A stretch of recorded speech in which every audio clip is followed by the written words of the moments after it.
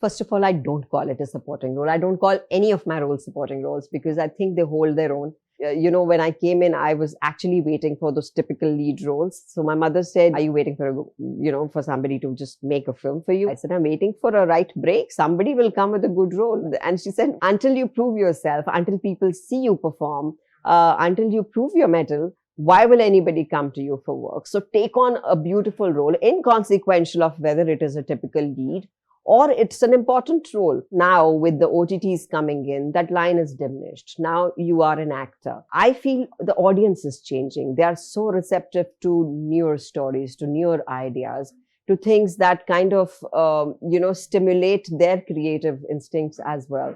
Inconsequential of who the actor is, a star or an actor, a male or a female, doesn't matter anymore. So yes, that line has diminished away. So, Train to Pakistan for me, in many ways, has been like a training ground because I was, I think, merely 18, a child, absolute child. And I had some bold scenes. I had a kissing scene, I remember. And I had never kissed anyone before that. And in that film, I actually sang my own songs. So, the old numbers. And what came very handy to me was my mother. She and I used to watch lots of black and white films because she was an ardent Dilip Kumar fan, Madhubala fan, Meena Kumari. And she used to make me watch these films. I've seen Mughal-e-Azam like so many times. She wasn't a typical mom. So we used to sit and she used to dance for us and she used to do all those expressions. And I used to make so much fun of her. I used to say, "Mama, what faces do you keep making this and that and rolling your eyes?" She said, "This is how the heroines in old times used to do." It helped me very much to have those old timer mannerisms, to sing like that, and to be childlike like that. I think it is one of my introduction scenes with him. He says, "What are you here for?" And she says, "Well, I'm here to do what is expected of me." And he says, "What is expected of you?" And I always still question, did she even know what was expected of her? I love that scene. And there's a little song that she sings. There's something that she's trying to impress the man. There's a little nervousness about her. I remember the sound designer of the film, Mr. Narinder Singh, who's done like lot of Gulzar Saab movies, Basu Chatterjee movies. He used to hear because I changed my voice in that film. So I made it very childlike to sound maybe 14 or 15. Not fake, but just a little voice texture. So he could hear when I used to rehearse. And he told me, "This is perfect. What tone you just picked up right now is perfect." So I said, "Sir, you actually hearing me?" He said, yeah, this is fine. So he guided me a lot through the role. Pamela guided me a lot with the little things that the sensuous Hasina is supposed to do. She's innocent and she's trying to be sensuous. So it was an intriguing experience. I was nervous. I was like, oh my God, I have a large audience here. But thanks again to all these seniors who were there all night standing right next to me. That's when I realized the beauty of doing cinema like this, where you bond beautifully with your co-stars, where you are learning something about yourself, where you are a little nervous, where you're not so sure what you're going to do. And yet you're very excited about doing what you want to do. And Train to Pakistan also paved the way for me to do the kind of cinema I wanted to do. Every role comprises of not just one element. You can't just describe one role as, yes, it has so many layers. There had to be a spunk in her. There had to be that zest for life. There had to be that innocence. There had to be that loyalty, everything. The learning process in this film, I think, is something I'll remember always. There was a certain dialect I had as Shabbo. Adi had made me speak to somebody in Pakistan, in Lahore, and made me hear how they talk. And then he made me mouth those dialogues in the same way. What astounded me absolutely was that he was listening to me with his eyes shut, and he had written the dialogues. And he said, okay, I like the fourth rehearsal that you did. I was like, he actually remembers the fourth rehearsal? For an actor, it's a high that you are being observed so closely. Some directors just say, "Acha karo na, aapko to aata hai sab." And some actually observe and give you these little nuances. And that makes you alert. That brings you on your toes. Like, And I think when you have that little nervous energy, not very nervous, but when you have that nervous energy and you want to prove something, when you want to be noticed, when you want to make a mark, when you want to make a difference, when you really love something and you're very passionate about it, and that is the moment for you. I was in front of everybody that I wanted to tell that, hey, I will love to make a difference. And I had to do it at that moment. There was Yashji taking my first shot, and it was a monologue in a dialect that I didn't really know. And that was the first time I was actually introduced to sync sound as well. And that one page monologue I spoke in one go, in one take. When I went to the office one day and I asked, hey, how's the edit coming up? So this assistant came and he said, hey, listen, everyone's talking about you, huh? I was very surprised. I was like, really? Is everyone talking about Shabbo? And that was kind of reiterated at the premiere of the film, which was one of the biggest premieres I've seen. Yash Chopra film, doing it, being a part of it, not in the chiffon saris, but in a very different role, but doing it nevertheless, and feeling the high of doing it. Everyone was asking, who is that girl? Did you bring her from Pakistan? Is she a new girl? So I just looked up and thanked God, and I thanked mom. And I just felt that in very unassuming ways, I was actually launched by Yash Chopra in the commercial movies. Rakesh Mehra is somebody who sets examples. And he has never given me a role that I felt I have done before. He's always believed so strongly in me and always called me when he thought there was something starkly challenging for me to do. So I used to randomly go for a chai or something to him. I thought he's just calling me for that. And I went and he said, so we are making a film on Milkha Ji. And so get ready with your dates. I was elated. I said, surely. Which role?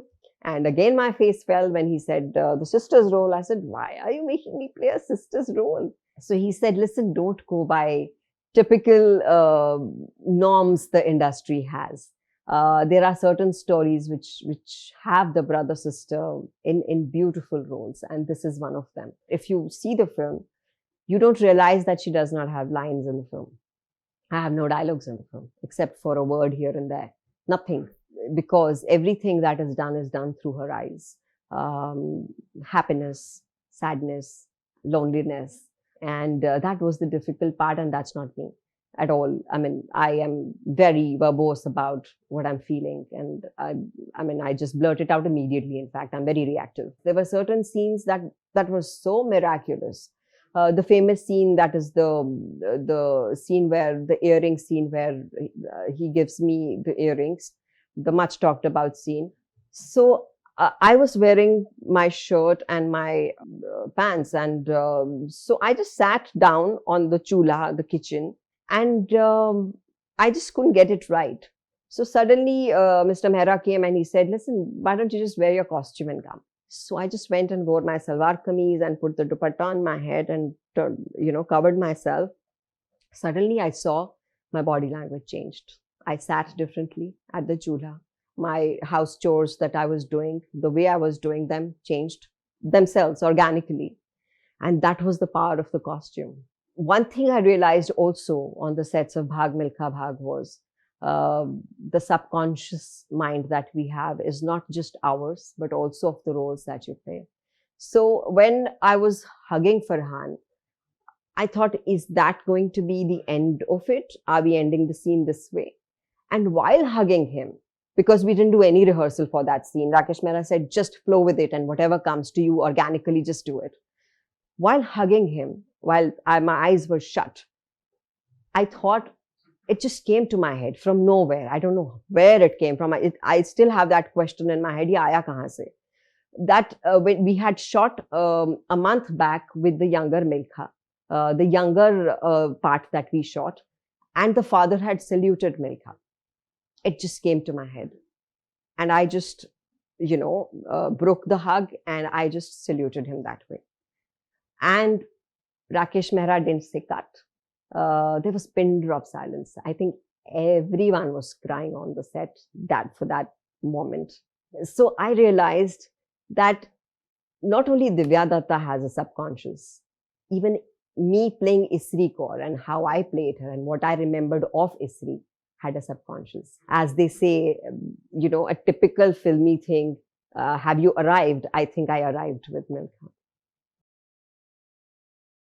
Shobha, I think again happened after Bhag Milka Bhag, when I was the most popular sister in town. So I think it was a huge risk. I feel for Sri Ram to have taken me on as the very sensual, um, uh, not sensual, a sexy worker. It gave me an image of glamorous. I would say she's a lonely woman. She's a single woman and fighting a cause and yet falling for someone and being taken for a ride by him and feeling vulnerable all over again. So it was like a thing coming full circle for her. Sriram, I think, is a very calm person, very calm director. But oh my God, the ideas that come in his head and the turns and twists that he gives the role is unparalleled, I would say. He will make you hear the script. He will ask you what you feel about it, and if there's a valid point that you make, he will incorporate it. So you are a part of that filmmaking on every phase. That scene, I was actually a little tense because there was a very thin line between shouting at someone yet feeling hurt and showing your anger. There was lots of things in play over there. And also your love for the man. She feels she's been taken for a ride where she's alone once again, where she thought she found love, but it was just that she was being used and as just an alibi, like an alibi that he was there with me. She actually loved him and loved him or attracted to him or thinking that this relationship is going somewhere. So beautiful, simple, the character graph, and yet very complex. That was the beauty of Shobha for me. This film, personally for me, was a very strange experience because I had just lost my mom, and this was the first shoot I had gone to. On the set, I was this strong woman mouthing these powerful dialogues, and I would just go back to my vanity or go back to my hotel and totally break down. I didn't know who the real one was, the actor or me, because I was totally zoned out. And then, but somewhere, because I was so troubled inside, I gave it all the more to Ramandeep. Some powerful women in my childhood I must have really seen and put them in my head that came to my help, to my rescue in playing Ramandeep. I don't remember who I saw walking like that, but I surely did. My most favorite scene also is the climax scene in that film, and where there's like a changeover and where she walks away. What I loved about Ramandeep was that little thing, that little peek into her that we see, which is her vulnerable side. She was one director, Aparna, who I actually had lots of sittings with because there was something about Ramandeep that I thought she was very dominating, she was very strong, she was the antagonist, but there was still something as a woman I was missing in her. And since both of us, like we were talking about woman directors, we were like, क्या है इसमें कि इसकी कोई तो weak point है, इसका कुछ तो है. And that one scene came to Aparna. She got that scene where this woman is counting her teeth and she's saying, these number of teeth are devil's teeth. So where she's kind of telling herself that you have somewhere turned into a devil. You've turned into a woman you never were. You were so hungry for power that you became this. And that one scene, I think, defined her so beautifully. And there's one scene she has with the mother where the mother is going on telling her, you're this, you're that. And she's coolly drinking and doing her stuff. Somewhere, power, somewhere life, somewhere wanting to make a difference in society as that leader, as that politician, made her do things that she wasn't, and she becomes somebody she's not. And now she's so thick-skinned that all she's looking at, all the focus that she has is on just being power hungry and getting it any which ways. And so yeah, I think Irada in many ways has been truly different and special. With Neeraj Pandey, he's one director. I never wanted him to reveal the plot to me. I said, let me just dive into it and you keep revealing the plot to me. So that was fun. The journey of Sadia coming in much later in the series and being the turning point there was very intriguing for me as an audience. And I didn't want to break that for myself. So every time I did a scene, I asked him, Acha, many, like when I'm wearing that jacket, I asked him, so why have I worn this jacket? He told me the next scene, and it just bowled me over. I was like, wow, this is it. There's so much happening within her own personal turmoil about her sister, about her past, was of course very complex. So the graph is so interesting, but what she's doing is straight. Everything is very straight. And I tell you, it's not very easy to play straight. We as actors are so trained to keep emoting that when you have to play straight becomes very difficult. You don't have to show your emotions to the audience as to what is going on in your head in that space. And that was the difficult part. I loved the tension he creates on the set as he shoots the scene. That scene where me and my sister are going after we've won the bombs. I can't explain the kind of tension I was feeling while acting, that I don't know how the audience must have felt about, doing it. In this film, I think what I did a lot was unlearning what I was so used to doing about being an actor. I had to become raw all over again. And that was the beauty of Ram Singh Charlie. We as actors, if I'm looking down and I look up, उधर भी हम कुछ करके जाना चाहेंगे कि नहीं मैं थोड़ा लुक में जैसे I'll just create some magic, I'll look like this. He taught me you don't necessarily have to be creating a difference in every shot. Just look straight. Just do that. And look how a normal woman would do. She wouldn't think मैं ऐसे आंखों से पलकें ऊपर करूंगी. She wouldn't think that way. Just lift your eyelid. So this is the first time I actually went for workshops. And when we were doing the workshops, I realized मेरे तो dialogue ही नहीं है, बहुत कम इधर उधर. So one day I asked Nitin, I said, but I am not saying my dialogues or anything. So he says, just be quiet, just see your co-actors. So I did that for a few days. I was wondering, how is that helping me to just keep looking at these people? I didn't realize that I was getting to know them as people, as how they would be transforming as characters, as to how my relation with them would be. So I said, okay, now what do we do with my look? So he says, okay, one, no makeup for you. So I have done lots of Shyam Benegal movies, and there what we do is just do a little halka phulka feel good makeup where you look pretty and yet it's totally simple, no makeup. It's what we typically call a no makeup look. And so I thought that's what he meant, and I just covered my dark circles and just went and said, hey, I'm ready. He says, no, you're not. So I said, I mean, that's how it is. So I had tied my hair roughly. He says, just please go wash your face. So I said, what? He says, just wash your face. I went in the washroom. I didn't come out for 10 minutes because I was so nervous. I had never done that. I had never come in front of people, so used to 20 years of applying makeup in front of people, and suddenly not applying at all, coming as yourself. I mean, I'm fine with it at home, I'm fine with it with friends, but in front of professionals, in front of people, I wasn't used to it.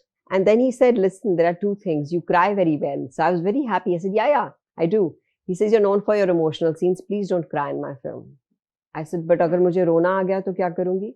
So he says, then refrain, but don't cry. The first day of shoot, I remember, was a scene where my husband has come to the bus stop to pick me, and he carries me and the child on the rickshaw. And then I went on the set, again, very, very self-conscious of how it would be.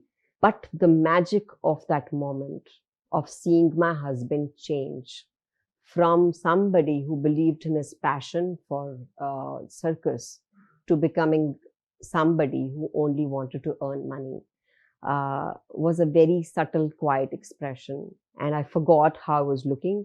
I forgot I hadn't worn makeup. I forgot I hadn't done my hair.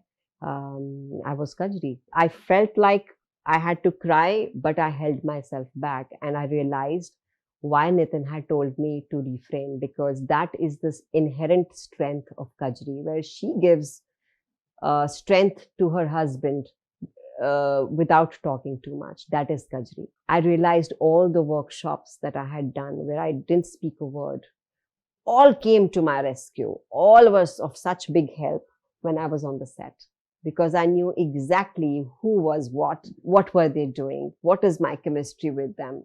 It just became so organic and so effortless and so spontaneous.